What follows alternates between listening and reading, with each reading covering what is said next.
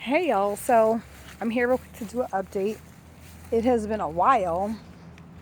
Let me show you my shirt first. Black, no cream, no sugar, baby. But that is not the purpose of this video. I want to do an update on the challenges of living with a child with cleft lip and palate. And while I'm doing this update video, I am also walking my 15-year-old Rhodesian Ridgeback. So he is not here for the foolishness. It is a hot, sunny summer Florida day, but we're gonna manage. So anyway, I just thought I should check in real quick because I checked my inbox and I had messages from people saying, "Oh, this is awesome to get your input from a Black point of view," because there are people that talk about it, but you never get to hear the African American perspective. And I'll be honest, before my child was born with cleft lip and palate, I was extremely ignorant about it. I don't know why. I had never seen a child that actually had it. But anyway, I know that my daughter is 4 now. She is doing excellent. And if I sound like I'm high, by the way, I am. I took some hydrocodone. I got all 4 of my wisdom teeth out. My lower lip is completely numb. Not a good look. Anyway, yes. So back to Eden. She's 4 now. She goes to a school for children that are not typical or children who may be deemed special needs. She does so well in the school that every single year she graduates from the class that she's in. And her last graduation, her teacher did say that she is on track to be in typical classes, meaning that she will not need to be in ESC, nothing like that, because cognitively as well as socially, she is well above and beyond expectations.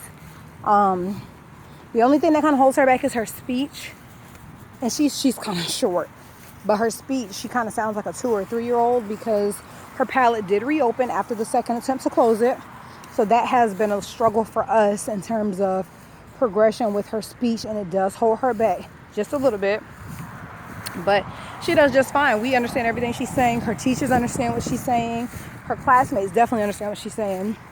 So it hasn't been too big a deal. It's just when people that don't know her are like, "Oh, what is she saying?" She gets super frustrated. She's like, "Why don't they understand me, mommy?" And I have to explain to her, "Well, baby, you don't sound like everybody else. So if they're not used to speaking with you, that can be a challenge for them. Don't let them make their issue your issue." And then when I tell her that, she's fine. She's like, "You're right, mommy. Their issue is not my issue."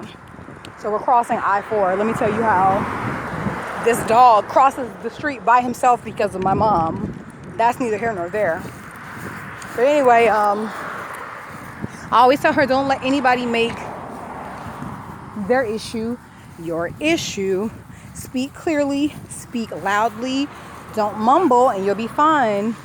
And when I tell her that, she's all right. She goes ahead and does what she's gonna do.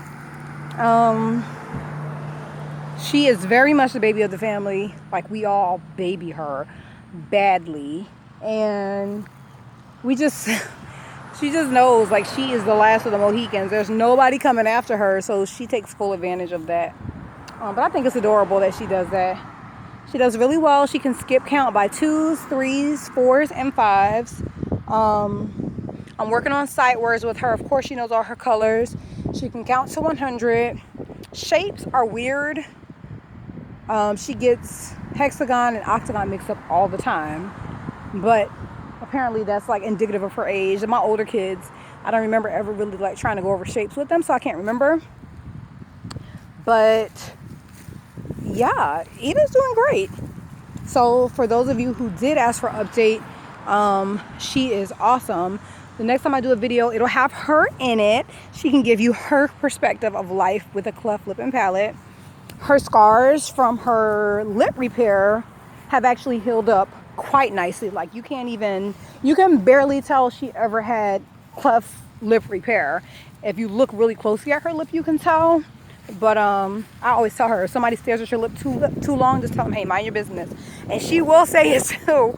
And that's hilarious. But she's just such a genuine, kind, caring, loving person. And I thank God every day that she was born, when she was born, how she was born, because she taught me so much about beauty. She taught me so much about tolerance.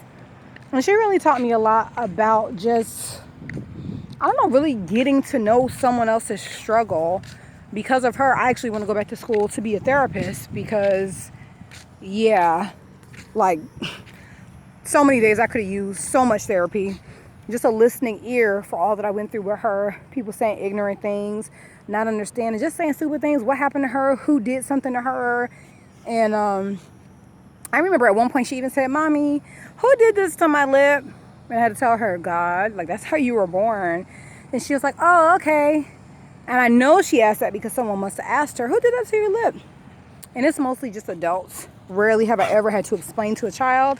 It's always ignorant adults. And so, like, my biggest advice to them is Google can be your best friend. Aside from that, it's been really, really awesome. I'm thinking about homeschooling. Cross that bridge when we get there.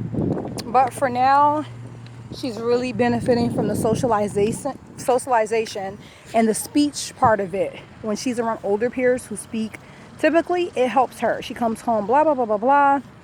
And it's really good for her. But I'm just rambling on. This is my update on Rosie, or Eden. She's doing awesome. She's 4. She'll be 5 this year. But yeah, that's it. Life goes on. Life gets much, much easier. And what you'll learn if you just found out you're having a baby, a Clefty, you are in for such a treat. You're in for such a surprise. Lots of hugs, lots of tears.